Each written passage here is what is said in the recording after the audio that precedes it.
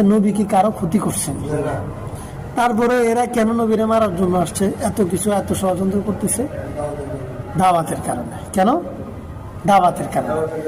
দাওয়াত, সত্যের দাওয়াত, ইসলামের দাওয়াতটা হচ্ছে এমন, আপনি যদি সত্যের দাওয়াত দেন, যারা মিথ্যার পথে চলে তাদের কষ্ট হবে। সত্যের দাওয়াত দিলে কেউ সুদ খাইতে পারবে না, ঘুষ খাইতে পারবে না, সন্ত্রাসী করতে পারবে না, জানা করতে পারবে না, বাটপারি করতে পারবে না, ঠিক আছে না? তো এখন ভাই বাটপারি করিয়ে খায়, আপনি যদি সবাইরে ভালো বানায় ফেলেন, তার বাটপারি বন্ধ হয়ে যাবে না? বাটপারির দোয়ান চলবে না। এখন বাটপারির দোয়ান বন্ধ হয়ে যাবে, এই জন্য বাটপারি তো আপনার বিরুদ্ধে লাগবেই, লাগবে না? যারা সিনেমা করে খায়, আপনি যদি সিনেমার বিরুদ্ধে কথা বলেন, তাহলে ওর কাজটা লাগবে না? কিরে আমার ধান্দা বন্ধ হয়ে যাবে। এখন সে যারা গান গায়, আপনি যদি গানের বিরুদ্ধে আওয়াজ করেন, এখন দিনের দাওয়াত দিলে তো গানের বিরুদ্ধে যাবে, তাই না? হ্যাঁ, গানের বিরুদ্ধে যাবে। আমি সূরাতুত তাওবার 40 নম্বর আয়াতে কারিমা তিলাওয়াত করেছি। এই আয়াতে কারিমার মধ্যে আল্লাহ পাক রব্বুল আলামিন সেই ঘটনাটাই বলছেন। রাসূল করিম সাল্লাল্লাহু আলাইহি ওয়াসাল্লাম ইসলাম প্রচার যখন মক্কায় করছিলেন, সে সময় মক্কার মানুষেরা রাসূল সাল্লাল্লাহু আলাইহি সাল্লামের বিরুদ্ধাচরণ করার কারণে তিনি যে মক্কা থেকে মদিনায় রওনা করলেন এবং যাওয়ার পথে কি কি ঘটেছে বিষয়গুলো আলোচনা করেছেন। তিনি এখানে একটা কথা বলেছেন, ইন্নাল্লাহা মা'ানা লা তাহজান ইন্নাল্লাহা মা'ানা। অর্থাৎ রাসূলুল্লাহ সাল্লাল্লাহু আলাইহি ওয়াসাল্লাম যখন মক্কা থেকে মদিনায় চলে যায়, যাওয়ার পথে গারে সাউরে 3 দিন 3 রাত ছিলেন। সেখানে থাকা অবস্থায় কাফেররা ওনাকে খুঁজতেছিল। হযরত আবু বকর সিদ্দিক রাদিয়াল্লাহু তাআলা আনহু রাসূল সাল্লাল্লাহু আলাইহি সাল্লামের সাথে ছিলেন, কিন্তু যখন কাফেরদেরকে দেখলেন তখন তিনি ভয় পেয়ে গেলেন। তখন আল্লাহ তাআলা আয়াত নাজিল করলেন, ওই গুহায় এই আয়াত ওখানে নাজিল করলেন। কি বললেন? লা তাহজান, আবু বকর ভয় পেও না, ইন্নাল্লাহা মা'ানা। রাসূল সাল্লাল্লাহু আলাইহি সাল্লাম বলছেন, নিশ্চয়ই আমাদের সাথে আল্লাহ আছেন। তো ঘটনা কি ঘটছিল? যে ইসলাম ধর্ম রাসূল সাল্লাল্লাহু আলাইহি সাল্লাম চূড়ান্তভাবে পৃথিবীতে প্রচার করতেছিলেন। আমরা এখানে একটা বিষয় সবাই একটু জানি রাখি, সেটা হচ্ছে আমরা মনে করি ইসলামের শুরু হয়েছে মুহাম্মদ নবী থেকে, আমাদের নবী থেকে ইসলাম শুরু হয়েছে, এটা আমরা মনে করি। কিন্তু কথাটা আসলে এটা নয়। ইসলাম শুরু হয়েছে হযরত আদম আলাইহিস সালাম থেকে, আর ইসলামের প্রচার শেষ হয়েছে নবী মুহাম্মদ রাসূলুল্লাহ সাল্লাল্লাহু আলাইহি সাল্লাম। মানে আল্লাহর পক্ষ থেকে আল্লাহ তাআলা যেই ধর্মটাই দিলেন সেটাই ইসলাম। যত নবী আসছেন সবাই আল্লাহর কাছ থেকে ধর্ম নিয়ে পৃথিবীতে আসছেন। সবগুলো ধর্ম ইসলাম ধর্মই ছিল। ইসলাম ধর্মের এক একটা ধাপ ছিল, এক একটা ধাপ ছিল। এই ক্ষেত্রে প্রত্যেক নবী আবার আল্লাহ যে যে দায়িত্ব দিতেন সেটা পরিপূর্ণভাবে আদায় করতেন। এবং পৃথিবী তো সবসময় একরকম থাকে না। যেমন আপনারা যারা আছেন এখন মুরব্বী, আপনারা যখন ছোট ছিলেন তখন পৃথিবী একরকম ছিল, আমাদের চৌমুহনী, আমাদের এলাকা একরকম ছিল, বাড়ি ঘর একরকম ছিল, এবং কামাই রুজির পদ্ধতিও একরকম ছিল, তাই না? এমনকি যারা মাটি কাটতো সেটাও ছিল আগে একরকম, যারা রিক্সা চালাতো সেটাও ছিল আগে একরকম, প্যাডেল মারতো। এখন সব পরিবর্তন না, এই যে সব কিছুতে পরিবর্তন। আবার কাউরে কেউ কোনো কিছু বলতে হলে, কেউ দূরে আসে, কারোর সাথে কোনো সংবাদ পৌঁছাইতে হলে আগে চিঠি লিখে তারপর পাঠাইতো। কেউ মারা গেছে, সংবাদ পাঠাইতো, 2-3টা ছেলেরে পাঠাই দিত কত দূরে, কত গ্রামের পথে, না? এর বিকল্প ছিল না। কিন্তু এখনো কেউ মারা যায়, মানে মারা গেলে মারা যাওয়ার এই কথাটা অন্যরে পৌঁছায়, কিন্তু কিভাবে পৌঁছায়? সিস্টেম পরিবর্তন। এই যে সিস্টেম যখন পরিবর্তন হয় তখন ওই ইসলাম ধর্মের পরিধির মধ্যেও পরিবর্তন আসে। আদম আলাইহিস সালাম যখন পৃথিবীতে ছিলেন তখন মানুষ ছিল কয়জন? দেখেন, পরিবার ছিল একটা। পরিবার কয়টা? একজন মা, একজন বাবা। বাবার নাম আদম, মায়ের নাম হাওয়া। এবং সন্তান সন্ততি হয়তো পরিবার যেহেতু একটা, ছেলে মেয়ে যা হয় এক পরিবারের। এখন আমাদের পৃথিবীতে এক স্বামী স্ত্রীর সন্তান যা হবে সবাই ভাই বোন না? এখন পরিবার হাজার হাজার। এখন আর বিয়ের জন্য নিজের পরিবারকে সীমাবদ্ধ করার সুযোগ নেই। কেউ যদি বিয়ে করতে হয়, সংসার শুরু করতে হয়, হাজার পরিবার আছে, সেখান থেকে একটা মেয়ে একটা ছেলে খুঁজে নেওয়ার সুযোগ আছে। কিন্তু তখন পরিবারে ছিল একটা। এখন একটা পরিবার থেকে ছেলেও হয় সন্তান, মেয়েও হয় সন্তান। যদি সিস্টেম এটা হয় আল্লাহর পক্ষ থেকে, যদি তখনকার বিধান এটা হয় যে একই মায়ের গর্ভ থেকে ভূমিষ্ঠ হলে ছেলে মেয়ে বিয়ে হতে পারবে না, তাহলে বিয়ে হবে না, সন্তান পরিবার হবে না, পরিবারও হবে না, সন্তানও হবে না, তো মানুষ বাড়বে কিভাবে? তাই না? তাহলে সিস্টেমের কারণে আল্লাহর বিধানের মধ্যে পরিবর্তনের দরকার আছে না? তখন আল্লাহর বিধান ছিল যে জোড়ায় জোড়ায় সন্তান হবে, একটা ছেলে একটা মেয়ে, প্রতি জোড়ায় একটা ছেলে একটা মেয়ে। তো প্রত্যেক জোড়া সেটা হবে যে ভাই বোন। জোড়াটা কি হবে? ভাই বোন। একই মা একই বাবা, কিন্তু জোড়ার বাইরে যেটা সেটা ভাই বোন না। এটা কার বিধান? আল্লাহর বিধান। আর যেটা আল্লাহর বিধান সেটাই ইসলাম। তাইলে আদম আলাইহিস সালামের সময় ইসলাম ছিল কেমন? এক মা এক বাবা, সন্তান যাই হবে জোড়াই হবে, একটা ছেলে একটা মেয়ে। আর জোড়া সন্তান দুইটাই হবে ভাই বোন, তার মানে ভাই বোন দুইজন। জোড়ার বাহিরে যেটা ক্রস হবে, আগের জোড়া ছেলে পরের জোড়া মেয়ে, এবং আগের জোড়া মেয়ে পরের জোড়া ছেলে, এভাবে ক্রসিং করে বিয়ে হবে। এটা আল্লাহর বিধান, সিস্টেম। যার জন্য আমরা হাবিল কাবিলের ঘটনা একবারে প্রসিদ্ধ জানি, যে হাবিলের জোড়া ছিল কালো, কাবিলের জোড়া ছিল সুন্দর।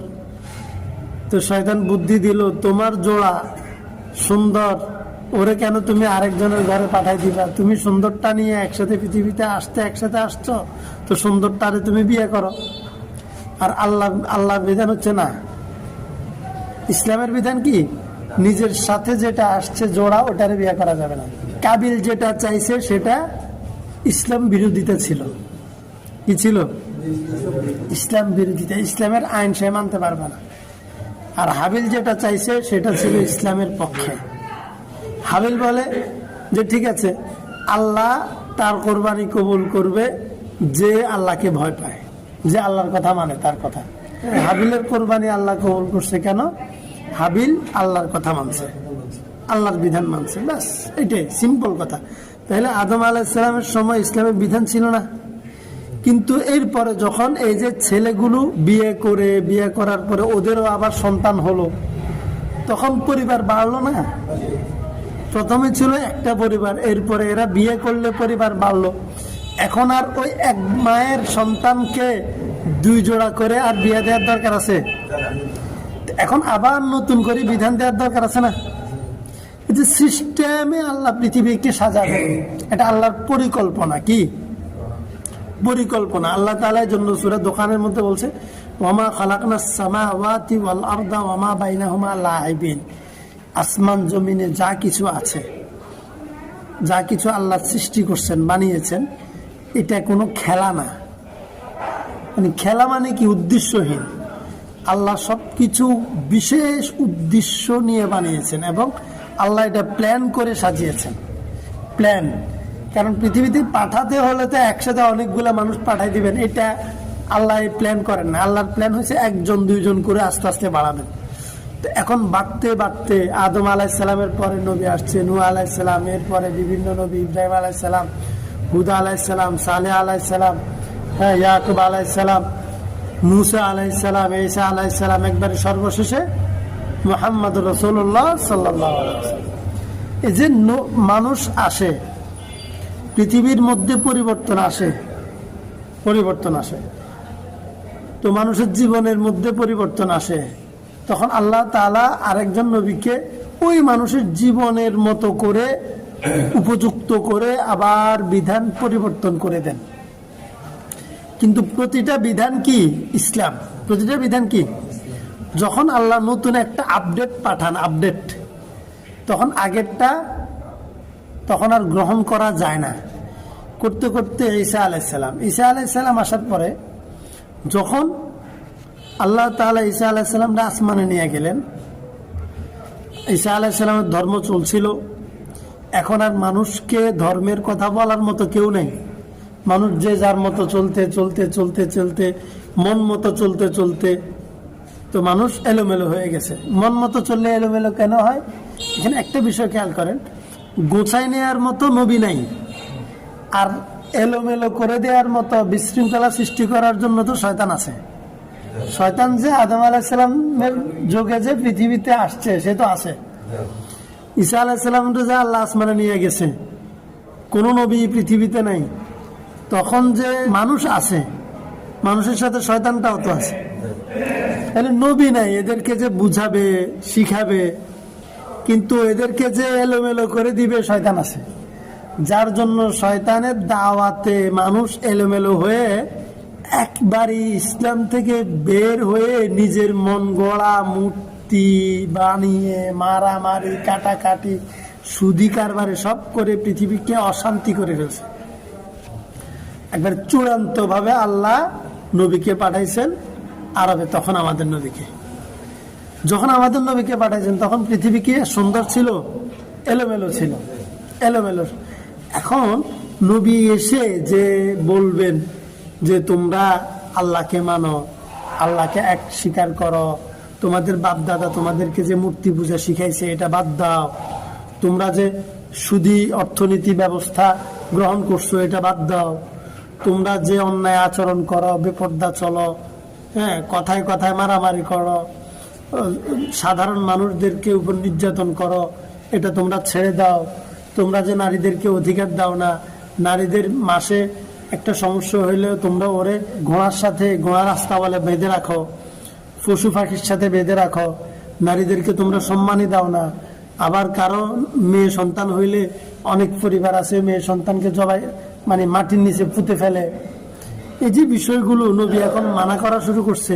ওরা এতদিন যে কাজটা করছে, এখন যদি আমরা সেটা মানা করি, কেউ একজন মানা করে, ওরা রাগ করবে না? চেতবে না?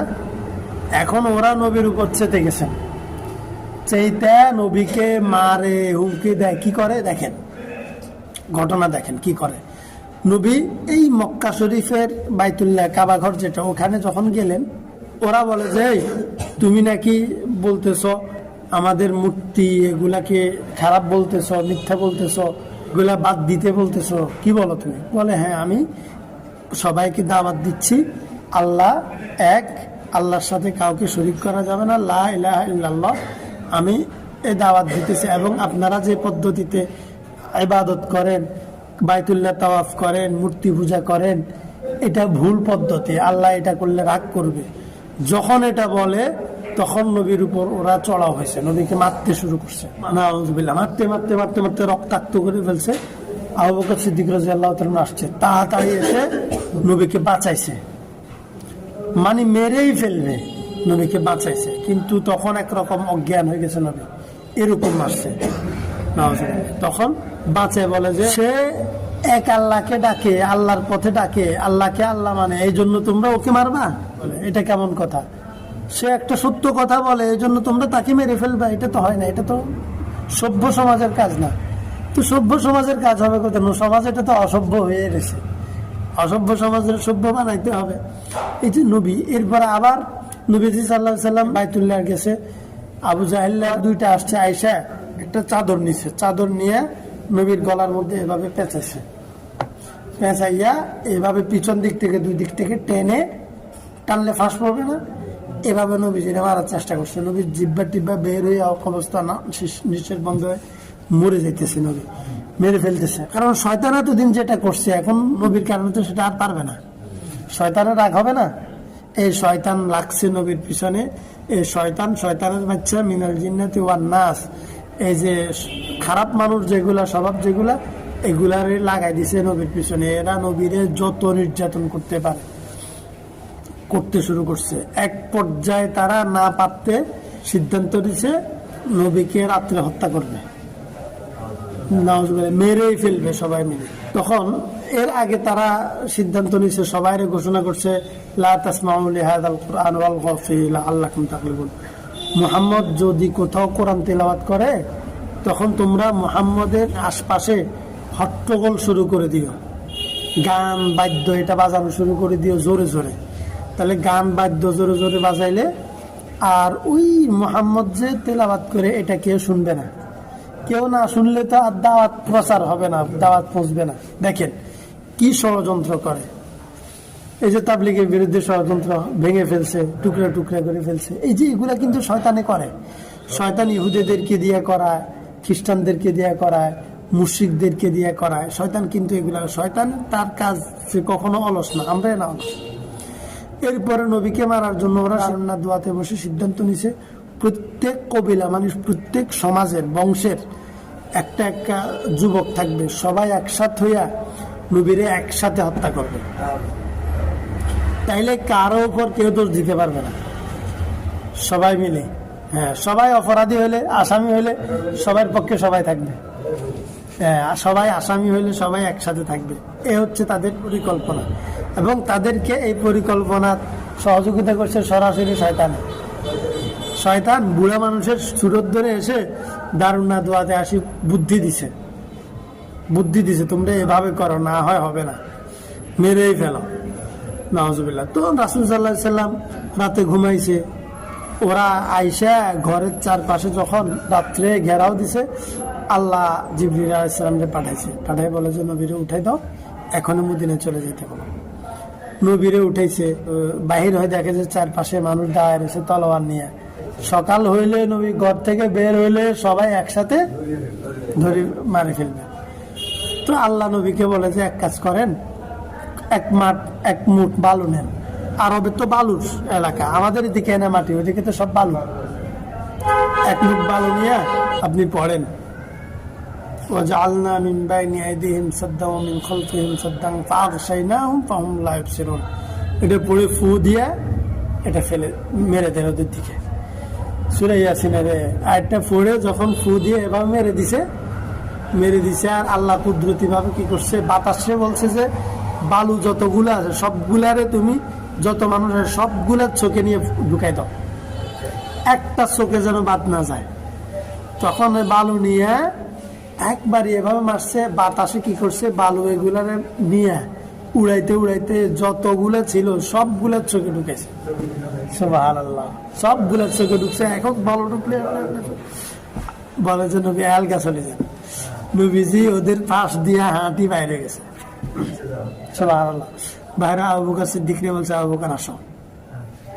ওনারা নিয়ে রওনা দিছে। যাইতে গারে সৌর, একটা পাহাড়, সৌর পাহাড়ের গার মানে গর্ত, গর্তের মধ্যে ঢুকছে। এখানে 3 দিন ছিল আত্মগোপনে। সকালে ওরা চোখ টুক ডলি দেখে, ভিতরে যাইতে আলী রাদিয়াল্লাহু তাআলা শুয়েছে, মোহাম্মদ নেই। মোহাম্মদের খুঁজতে বাইরেছে, খুঁজতে এখন পুরা মানে তারা পুরস্কার ঘোষণা করে দিছে, ওরে যে পাইবে তারে পুরস্কার দিব, তাড়াতাড়ি বাইর করো। এখন খুঁজতে মানে সবাই খুঁজতে গেছে, নবীজি ওই গর্তের মধ্যে বসে রয়েছে। এতটুকু যে খেয়াল করেন, এত যে ঘটনাটা বললাম, আচ্ছা নবী কি কারো ক্ষতি করছেন? তারপরে এরা কেন নবীরে মারার জন্য আসছে, এত কিছু, এত ষড়যন্ত্র করতেছে? দাওয়াতের কারণে। কেন? দাওয়াতের কারণে। দাওয়াত, সত্যের দাওয়াত, ইসলামের দাওয়াত হচ্ছে এমন, আপনি যদি সত্যের দাওয়াত দেন, যারা মিথ্যার পথে চলে তাদের কষ্ট হবে। সত্যের দাওয়াত দিলে কেউ সুদ খাইতে পারবে না, ঘুষ খাইতে পারবে না, সন্ত্রাসী করতে পারবে না, জেনা করতে পারবে না, বাটফারি করতে পারবে না, ঠিক আছে না? তো এখন ভাই বাটফারি করিয়ে খায়, আপনি যদি সবাইরে ভালো বানায় ফেলেন, তার বাটফারি বন্ধ হয়ে যাবে না? বাটফারির দোয়ান চলবে না। এখন বাটফারির দোয়ান বন্ধ হয়ে যাবে, এই জন্য বাটফারি তো আপনার বিরুদ্ধে লাগবে না? যারা সিনেমা করে খায়, আপনি যদি সিনেমার বিরুদ্ধে কথা বলেন, তাহলে ওর কষ্ট লাগবে না?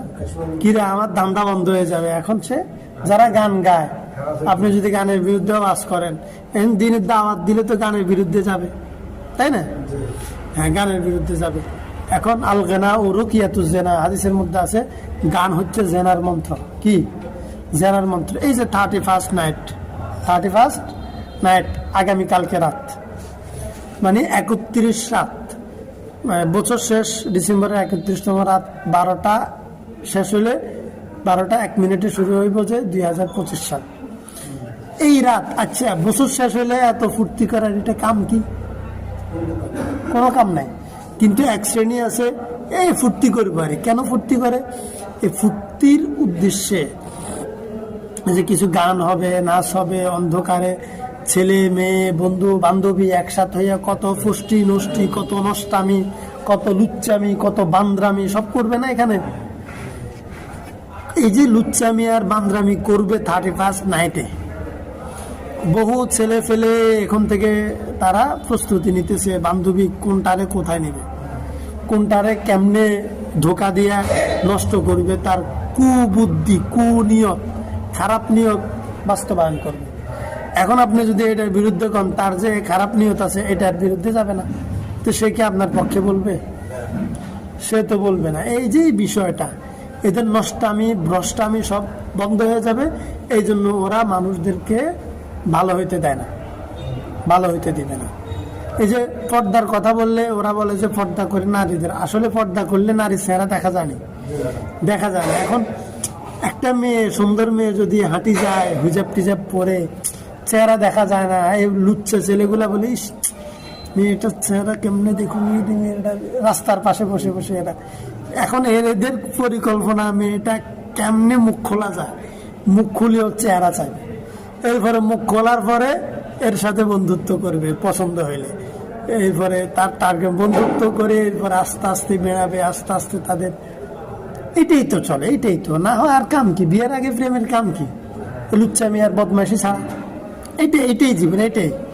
এবং এখন পৃথিবী এমন হয়ে গেছে যে ওপেন বলে, মিডিয়া কর্মীরাও জিজ্ঞেস করে আপনি কয়টা প্রেম করছেন, মানে ভ্রষ্ট যে কি পরিমাণ হয়েছে। ও বলে আমার প্রেম আছে, শুনতেও লজ্জা লাগে আমাদের, কিন্তু তাদের লজ্জা, এটা তাদের একটা জীবনের অংশ। একদিনে তো হয় নাই, এটা তো একদিনে হয় নাই, তাই না? এটা হইতে হইতে এইভাবে হইতে হইতে এখন সব কিছু সহজ হয়ে গেছে। এখন হ্যাঁ, লজ্জা শরম উঠে গেছে। এখন আমরা ইদা আলাম তাস্তাহি ফাসনা মা শিতা, রাসূল সাল্লাল্লাহু আলাইহি ওয়াসাল্লাম বলছে যখন কারো লজ্জা না থাকে তখন যা ইচ্ছা তাই করতে পারে। কুকুরের যেরকম লজ্জা নাই, কুত্তির লজ্জা নাই, রাস্তার পাশেও তারা যা ইচ্ছা করে। এখন আমাদের ছেলে মেয়েগুলো কুত্তি হয়ে গেছে, ওদেরও লজ্জা নাই, ওরাও যা ইচ্ছা তাই করে। এটা অ্যাভেলেবেল হয়ে গেছে। ভদ্র মানুষ, ভালো মানুষগুলা সমাজে বসবাস করা খুব ডিফিকাল্ট, সোটাপ, অনেক কঠিন হয়ে গেছে। এখন আপনি দাওয়াতি কাজ যদি করেন, যদি করতে থাকেন, মানুষদেরকে ভালো পথে ডাকতে থাকেন, যারা এসব ধান্দা করে খায় ওদের তো লাগবে, এরা আপনার বিরুদ্ধে ষড়যন্ত্র করবেই। তো নবীর বিরুদ্ধে এই জন্য ওই নষ্ট ভ্রষ্ট বদমাইশগুলো ষড়যন্ত্র করে নবীকে মারার চেষ্টা করছে। ঠিক এই সিস্টেমটা পৃথিবীর শেষ পর্যন্ত থাকবে। আপনারা যারা আছেন, দাওয়াতি কাজ করেন, নামাজ পড়েন, মানুষদেরকে নামাজের দিকে ডাকেন। এই যে আমার ভাই মাশাআল্লাহ সবসময় মানুষদেরকে মসজিদে আসতে বলে, এই বেপরদা নারীদেরকে বলে যে আপনি হিজাব পরেন নাই কেন, বোরকা পরেন নাই কেন। এখন যে বোরকা দেখতে পারে না ওর গা জ্বলবে।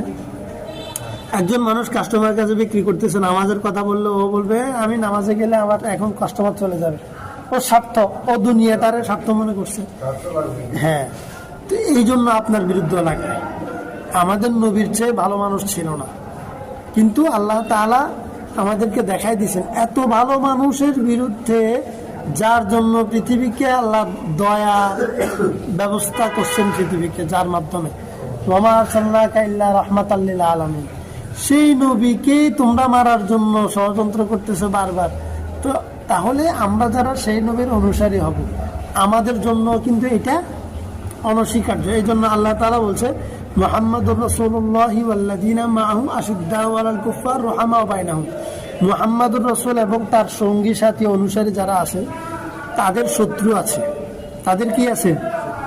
আমাদের আর আমার একটা হয়েছে যে জাগা জমির শত্রু, বাইর শত্রু, রাজনৈতিক শত্রু না, এই শত্রু না, ধর্মীয় শত্রু, দ্বীনের শত্রু। ইন্না শাইতানা লাকুম আদুউম মুবিন। শয়তান তো আমাদের একবারে ঘোষণা করা শত্রু, প্রকাশ্য শত্রু, তাই না? তাহলে আমাদের দ্বীনের শত্রুকে শয়তান। আর যারা আমাদের মতো মানুষ তাদের মধ্যে দ্বীনের শত্রু কারা? লা তাত্তাখিযুল ইয়াহুদা ওয়ান নাসারা আউলিয়া। হ্যাঁ, আল্লাহ তাআলা বলছেন ইহুদি খ্রিস্টান যারা তারা আমাদের দ্বীনের শত্রু, মুশরিক যারা তারা আমাদের দ্বীনের ওয়ালাউ কারিহাল মুশরিকুন ওয়ালাউ কারিহাল কাফিরুন। এরা ইসলাম প্রতিষ্ঠা হোক এটা চায় না, এটা পছন্দ করে না। তাইলে এরা সব আমাদের কিদের শত্রু? দ্বীনের শত্রু। এটা আমরা জানবো। ইহুদি খ্রিস্টান মুশরিকরা আমাদের দ্বীনের শত্রু, ধর্মের শত্রু, ইসলামের শত্রু। এরা আমাদের ইসলামের শত্রু। এরাও তো আমাদেরকে ছাড়বে না। এই জন্য তারা বিভিন্ন কৌশলে আমাদের তাবলিগ জামাতের মধ্যে ভেজাল ঢুকাই দিছে, আমাদের হাতে আমাদেরকে মারতেছে। 4 জন মেরে ফেললো, গত 6 বছর আগে একজন মেরে ফেললো, আমাদের মসজিদের ভিতরে ডিভাইড তৈরি করে দিল। এগুলা কিন্তু ইহুদি খ্রিস্টানরা করায়, আমরা বুঝি না। একজন সাহাদ সাহেবরে না মানলে কি হয়? আমার কি সাহাদ সাহেবরে মানা বেশি দরকার, নাকি আমরা নিজেরা মিলি থাকা বেশি দরকার? নিজেরা মিলি থাকা দরকার। এখন আচ্ছা, আপনারা মিলে থাকতেন না, সাহাদ সাহেবের পিছনে ছুটবেন, ছুড়েন, জাহান্নামে যাবেন না জান্নাতে যাবেন আপনারা আল্লাহর লগে বুঝেন। কিন্তু মারবেন কেন? মেরে ফেলছে, তার মানে এখানে আসলে সাহাদ সাহেব মূল ফ্যাক্ট না। মূল ফ্যাক্ট হচ্ছে যে সাহাদ সাহেবরে ব্যবহার করি, মুসলমানদের হাতে মুসলমানদের মারি কাড়ি। এখন কেউ যদি সাহাদ সাহেবের অনুসারী হই, আরেকজন মুসলমানদের মারে, সে জাহান্নামী না? জাহান্নামী না?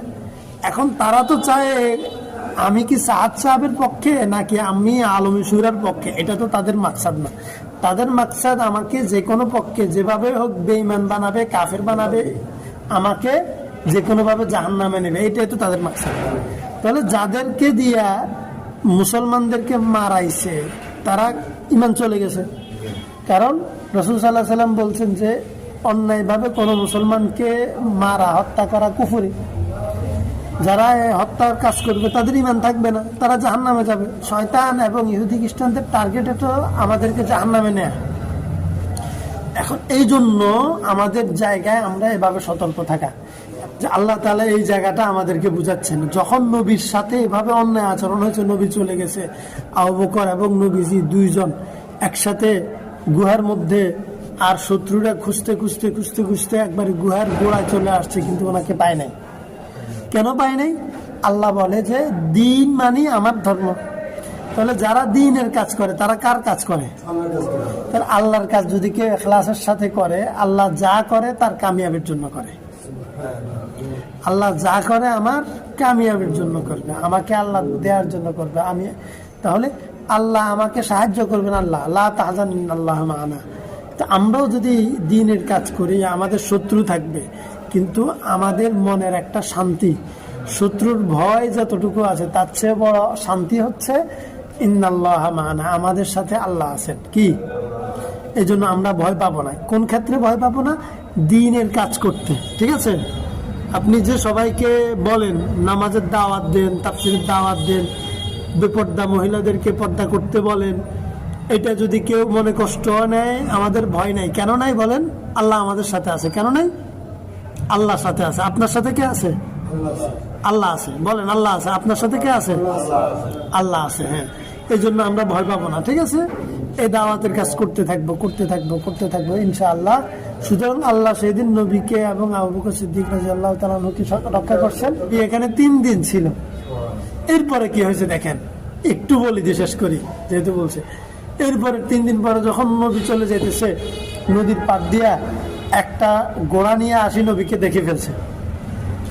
দেখে ও তাড়াতাড়ি আসতেছে, নবীকে ধরে ফেলবে। একবারে যখন কাছাকাছি আসে, ওর ঘোড়া মাটির নিচে দাবাই যায়, মাটির নিচে ওর ঘোড়ার কোমর পর্যন্ত মাটি গিলে ফেলে। মাটি কি করে? ওর ঘোড়ারে আটকে ফেলে মাটির ভিতরে। এই যে কিরকম, ওই যে মাটির যখন নরম থাকে, বর্ষাকালে আমরা গাড়ি নিয়ে গেলে যেরকম মাটির নিচে গাড়ির চাক্কা আটকে যায়, দাবি যায় না, এরকম ওই শুকনা বালি এটার মধ্যে গোনা যাইতেছে। নবীজির সামনে দিয়ে গেছে, ও বদমাশ পিছন দিয়ে যাইতেছে, নবীর ধরবে, পুরস্কার নিবে। ও ধরবে, কাছাকাছি গেছে, ওর ঘোড়া মাটির নিচে ঢুকে গেছে, যাইতে পারে না। এভাবে কয়েকবার করছে। তার কেন? এটা করাইছে কে? আল্লাহ করেছে। তা এই আল্লাহ আমার সাথেও আছেন, কি বলেন, আপনার সাথেও আছেন। এখন আল্লাহকে স্মরণ রাখবে, যখনই বিপদ হবে আমরা কার কাছে সাথে সাথে সাহায্য চাইব, কোথায় আছি, কি অবস্থায় আছি, গাড়ির ভিতরে, বাড়ির ভিতরে, ঘরের ভিতরে, শোয়া অবস্থায় থাকি, আমি পানির ভিতরে থাকি, বিপদ হইলে সাথে সাথে কার কাছে সাহায্য চাইব, এবং এটা বিশ্বাস করব যে আল্লাহ এই মুহূর্তে আমার সাহায্য করতে পারে। একটা উদাহরণ দিই মজা, তাইলে এটা বেশি বুঝবেন। আল্লাহর কাছে সাহায্য চাইতে হবে কি পরিমাণ বিশ্বাস নিয়ে। ধরেন একজন মানুষ পাহাড়ের উপর থেকে পড়ে যাইতেছে, পড়তে পড়তে হঠাৎ, ধরেন না এই 5 তলা বিল্ডিং আছে না আমাদের ইয়াতে, 5 তলা বিল্ডিং থেকে পড়ে গেছে, পড়ে যায়, সে কি করছে, আস্তে এই বিল্ডিং এর কার্নিশ অথবা বাঁশ একটা বাইরে ছিল, বাঁশ একটা ধরে গেছে, ধরে ঝুলে গেছে। হ্যাঁ, এখন সে উঠতেও পারতেছে না, নামতেও পারতেছে না, মাঝখানে এই 3 তলা বরাবর আসি সে ধরেন ঝুলে গেছে, এখন নামতে পারতেছে না। এখন সে আল্লাহরে বলে যে আল্লাহ আমারে বাঁচান। আল্লাহ কয় ঠিক আছে, আমি তোমারে বাঁচামু, তুমি যে বাঁশ এটা ধরে রাখছো এটা ছাড়ি দাও। এখন সে যদি নিচের দিকে তাকায়, ধরে না আমার আপনার বা আমাদের কারো যদি এরকম হয়, আল্লাহ যদি বলে ঠিক আছে, আসমান থেকে যদি আওয়াজ করে, ঠিক আছে তুমি যেহেতু আমার কাছে সাহায্য চাইছো, ঠিক আছে আমি তোমারে বাঁচামু, তুমি যে বাঁশ একটা ধরে ঝুলে রয়েছো, বাঁশ এটা ছাড়ি দাও।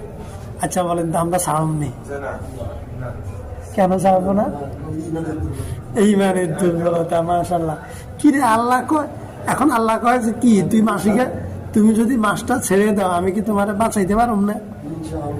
তা আমরা কমু কি, হ্যাঁ আল্লাহ অবশ্যই পারবেন, অবশ্যই, তাহলে মাছ ছাড়ো। মাছ ছাড়লে যদি আমি পড়ে যাই, আমাদের বিশ্বাসটা এরকম না, ছাড়ি দিলে যদি পড়ে যাই, এই যে বিশ্বাসের মধ্যে দুর্বলতা আছে না, এই দুর্বলতা রাখা যাবে না, দুর্বলতা রাখা যাবে না, তাইলে দেখবেন আল্লাহ আপনাকে বাঁচাই ফেলবে।